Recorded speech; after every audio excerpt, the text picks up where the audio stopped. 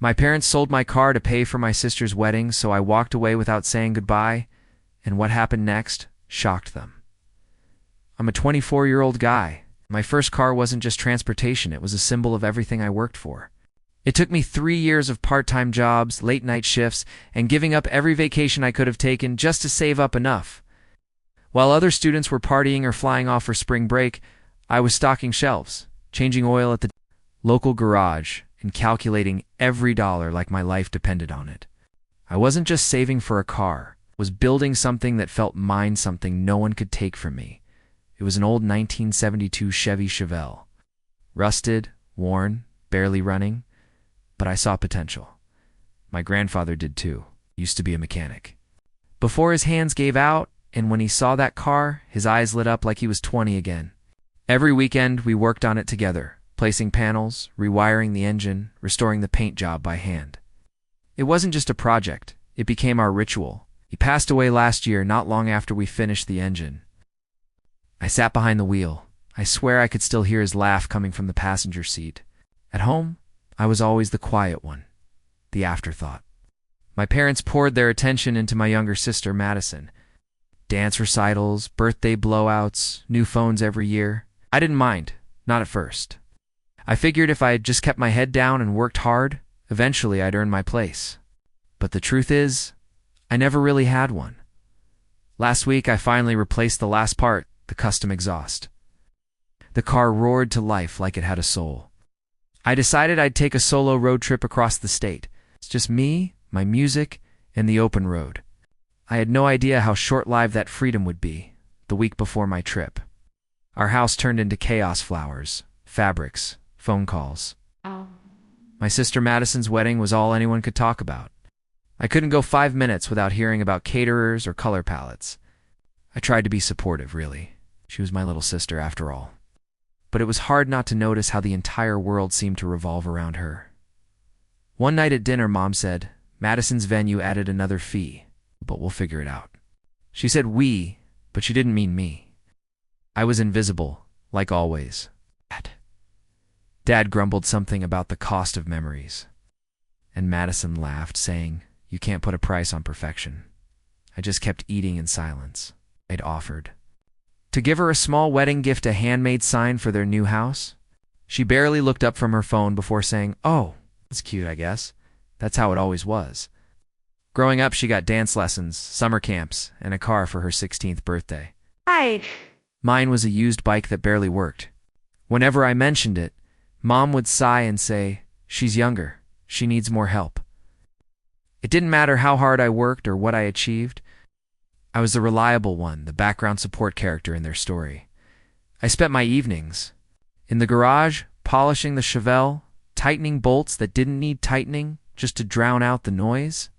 The smell of grease and metal grounded met was my escape from their endless chatter about floral arrangements. A few days later, I mentioned my upcoming road trip.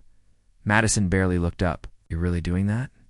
In that car? She smirked. Dad chuckled. Maybe you can use it to deliver the wedding favors. They laughed. Because for the first time, it hit me no matter what I built. They'd never see it the way I did, and that realization was about to cost me more than I could imagine. It happened on a Sunday morning, the kind that feels too calm to ever hold bad news. I went to the garage, coffee in hand, ready to check the tire pressure before my planned trip. The garage door groaned open, and my stomach dropped. The space was empty, completely empty. My car, my Chevelle, was gone. At first I thought it was some mistake. Maybe my dad had moved it to the driveway, or the shop had picked it up without telling me. But there was nothing, no note, no oil stains, not even the tarp. Just the echo of my footsteps on concrete and the smell of dust. I remember running outside, scanning the street like I could will it back into existence. So when Mom walked out, holding a basket of laundry like nothing was wrong. Mom, where's my car? I asked, my voice cracking halfway through. She didn't even look surprised, just sighed and said, oh, that, we sold it. I blinked, thinking I'd misheard you. What? Madison's wedding fund ran short, she said flatly, setting the laundry basket down. It was just sitting there. You don't even use it. My chest tightened so hard I thought I'd pass out. That car was mine. I bought it. I built it with Grandpa. Dad came in then, arms crossed. Enough. Don't make a scene. Family sacrifices for each other. I felt heat rise in my face, my hands shaking so violently I couldn't speak. All those nights working double shifts, all those memories with Grandpa, reduced to nothing more than wedding decor money. Madison popped her head in from the kitchen doorway, eyes wide but smug. "It's not that big a deal, bro. You'll get another car." But she didn't understand. None of them did. Because what they sold wasn't just metal, it was the last piece of someone I loved. And at that moment, something inside me cracked for good. I didn't sleep that night. Sat on my bed, staring at my grease-stained hands, the ones that used to fix things now, shaking, useless. Every time I closed my eyes, I saw my grandfather's face, the pride in his eyes when we first got that engine to start. The hum of it, it's the smell of oil and old vinyl. Gone, sold like junk. By morning, I still hadn't moved. Right. My phone buzzed. It was a text from Madison. "Grow up, it's just a car. You're making everyone uncomfortable." I almost laughed. Just a car. That line echoed in my head until it didn't even sound like words anymore. I walked downstairs, my parents sitting at the breakfast table chatting like nothing had happened. Mom looked up smiling. "Coffee?" I didn't answer. "You had no right," I said quietly. "That car was mine." Dad didn't even look up from his paper. "You're overreacting, son. You'll buy another one. Focus on the bigger picture." "The bigger picture," I snapped. "Mean Madison's wedding? The one I wasn't even invited to help plan?" Mom's expression hardened. "Don't start. We've done everything for this family. You'll understand when you have kids." It was the same line she always used, an excuse for everything unfair. The difference was, this time, I didn't back down. "You sold the only thing that meant something to me," I said, voice trembling. "And you didn't even think I'd care." Dad sighed, folding his paper. "Watch your tone. You're being dramatic." I stood there, feeling something cold replace the anger. It wasn't rage anymore. It was clarity. I finally understood that no matter what I did, I'd always come second. That's when I decided I was done being the backup plan in my own family, and I meant it. That night, I packed a duffel bag in silence. No slamming drawers, no yelling matches, no emotional scenes. Just the quiet creak of my closet door and the steady zip of the only suitcase I owned. I wasn't sure where I was going. I just knew I couldn't stay. I left my phone on the desk. Screen up, as if daring someone to notice. Next to it, I placed a handwritten note. I hoped the wedding was worth it. That was all I had left to say. I stepped out of the house around midnight. Air was cold, sharp against my skin. The driveway, once home to my Chevelle, was empty under the yellow street lamp. I stood there for a minute, staring at the void, wondering if they even remembered what it looked like. I caught a bus to another city, 2.5 hours away, where an old college friend had once told me, "If you ever need a place, hit me up." I hadn't spoken to him in months, but when I texted, he replied instantly, "Pull up. The couch is yours."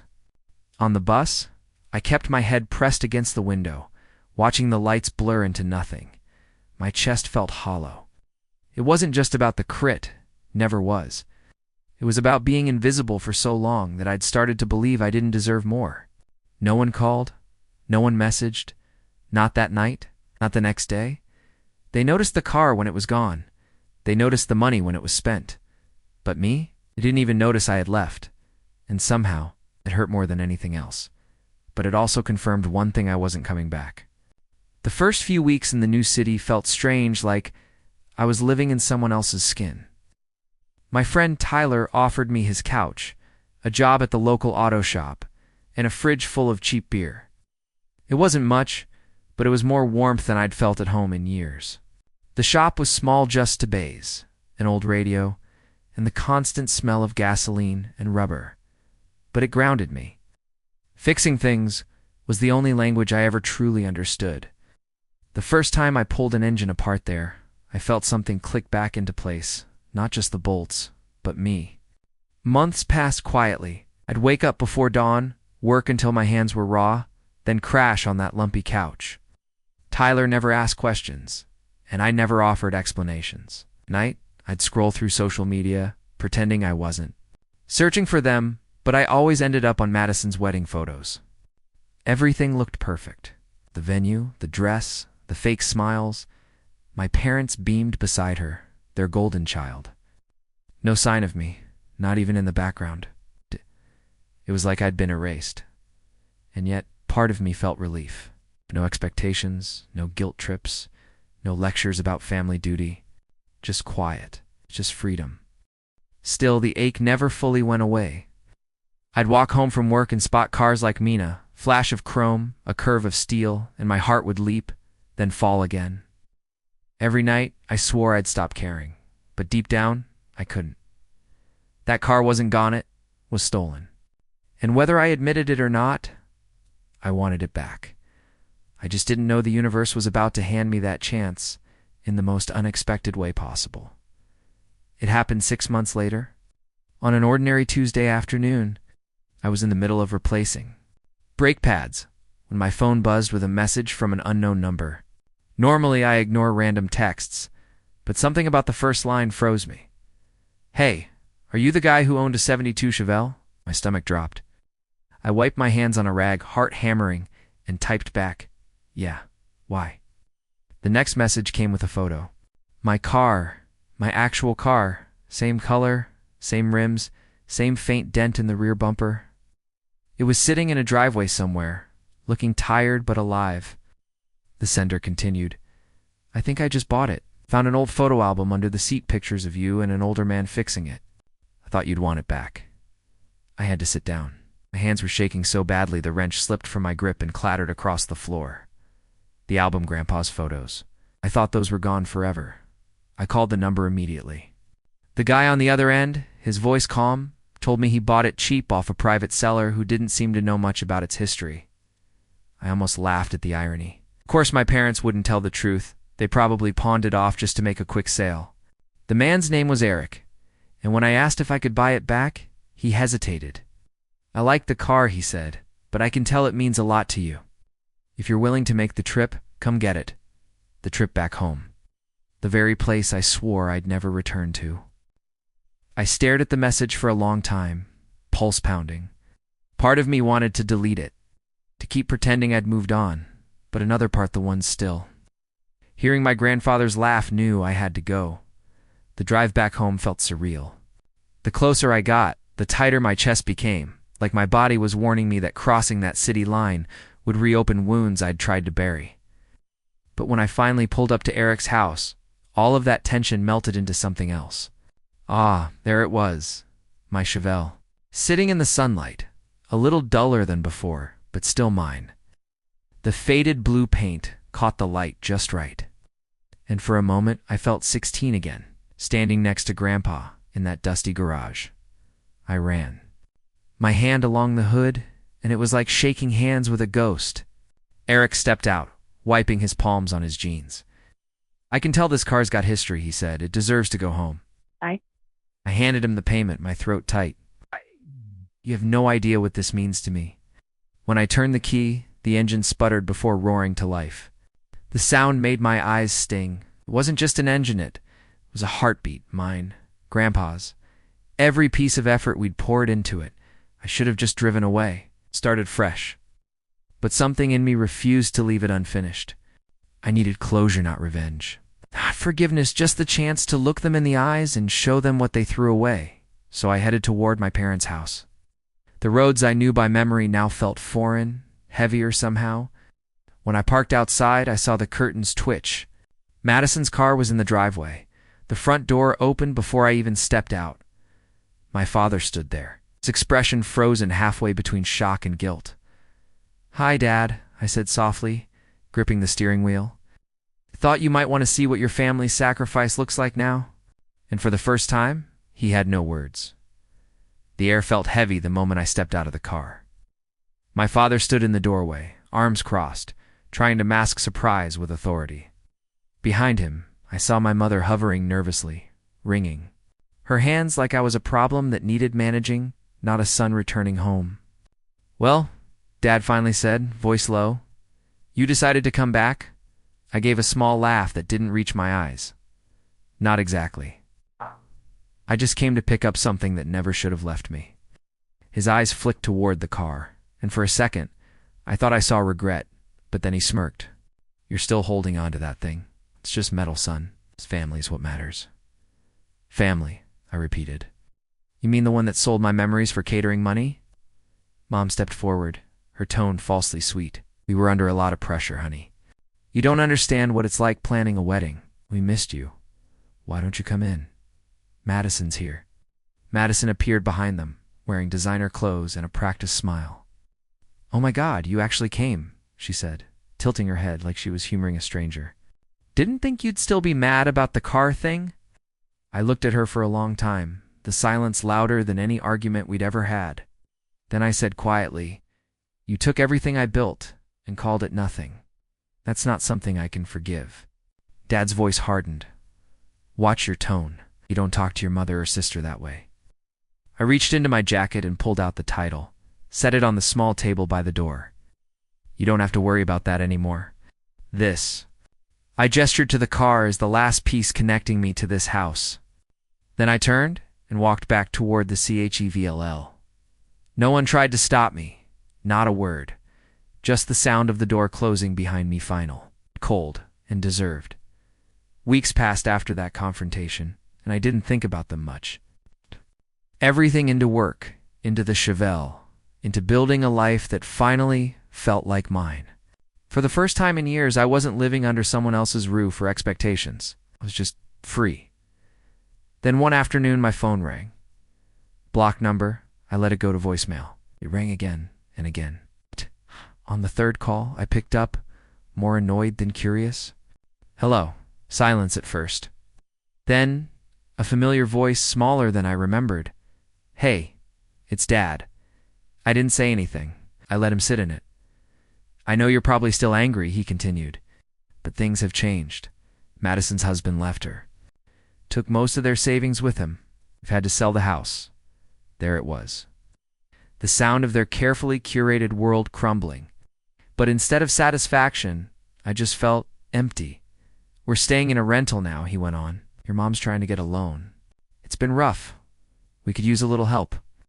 I almost dropped the phone. After everything, the theft, the betrayal, the years of being overlooked, they were calling me for help.